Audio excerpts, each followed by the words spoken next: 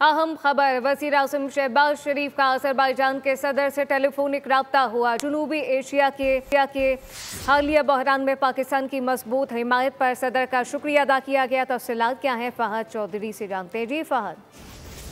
जी देखिए, वज़ीर आज़म शहबाज शरीफ ने आज अज़रबैजान के सदर इल्हाम अलीयेव से टेलीफोनिक राब्ता किया। इस गुफ्तगू के दौरान वज़ीर आज़म ने जनूबी एशिया के हालिया बहरान में पाकिस्तान का साथ देने पर अज़रबैजान का तहे दिल से शुक्रिया अदा किया। वज़ीर आज़म ने इस बात पर जोर दिया कि पाकिस्तान ने इलाकाई अमन के लिए भारत के साथ जंगबंदी मफाहिमत पर इत्तफाक किया है और इसे बरकरार रखने के लिए पुरअज़्म है। ताहम भारतीय क़यादत के हालिया इश्तियाल अंगेज बयानात पर वज़ीर आज़म ने अपनी तशवीश का इजहार किया और इस बात का इयादा किया कि मुस्तक़बिल में किसी भी जारहियत का सामना करने के लिए पाकिस्तान अपनी खुद मुख्तारी और इलाकाई सालमियत का भरपूर दिफा करेगा। वज़ीर आज़म ने जोर देकर कहा कि जम्मू और कश्मीर का तनाज़ा जनूबी एशिया में अदब इस्तेहकाम की बुनियाद है, जिसे अक़वाम मुत्तहिदा की सलामती कौंसिल की करारदादों के मुताबिक हल होना चाहिए।